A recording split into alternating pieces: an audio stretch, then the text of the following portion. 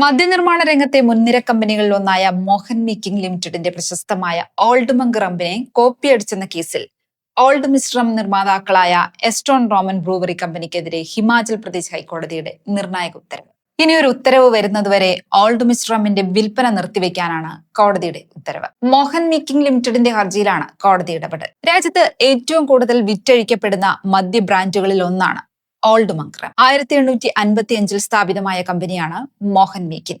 2 വർഷം മുൻപ് 2023 old mist എന്ന ബ്രാൻഡുമായി എസ്റ്റൺ റോമൻ ബ്രൂവറി വരുന്നത്. ഓൾഡ് മങ്കുമായി സമാനമായ പേരിൽ റം വിപണിയിലിറക്കിയത് മോഹൻ മേക്കിങ്ങിനെ ചൊടിപ്പിച്ചു. ഓൾഡ് മങ്ക് എന്ന പേരിൽ തങ്ങൾക്ക് ട്രേഡ് മാർക്ക് ഉണ്ടെന്നും തങ്ങളുടെ ജനപ്രിയ ബ്രാൻഡിനെ കോപ്പിയടിക്കുകയാണ് എതിരാളികൾ ചെയ്തതെന്നും കമ്പനി വാദിച്ചു. ഓൾഡ് മങ്ക് നിർമ്മാതാക്കളുടെ വാദം ശരിവെച്ചാണ് ഓൾഡ് മിസ്റ്റിന്റെ നിർമ്മാണവും വിൽപ്പനയും തടഞ്ഞുകൊണ്ട് കോടതി ഉത്തരവിറക്കിയത്. മാർക്കറ്റിൽ വിജയിച്ച ഒരു ഉൽപ്പന്നത്തെ കോപ്പിയടിച്ച് ഉപയോക്താക്കളിൽ തെറ്റിദ്ധാരണ പരത്തുന്നത് തെറ്റായ കാര്യമാണെന്ന് കോടതി നിരീക്ഷിച്ചു. ഇത്തരം കാര്യങ്ങൾ അനുവദിക്കുന്നത് ട്രേഡ് മാർക്ക് നിയമത്തിന്റെ ലംഘനമാണെന്നും ഉപയോക്താക്കളെ കബളിപ്പിക്കുന്നതിന് തുല്യമാണെന്നും കോടതി അഭിപ്രായപ്പെട്ടു. ഓൾഡ് മങ്കിനെ ജനപ്രിയമാക്കുന്നതിൽ നിർണായക പങ്ക് വഹിച്ചത് കപിൽ മോഹനാണ്. മോഹൻ മേക്കിന്റെ കാര്യങ്ങൾ നോക്കി നടത്തിയിരുന്ന ജ്യേഷ്ഠന്റെ മരണശേഷമാണ് കപിൽ കുടുംബ ബിസിനസിന്റെ തലപ്പത്തേക്ക് വരുന്നത്.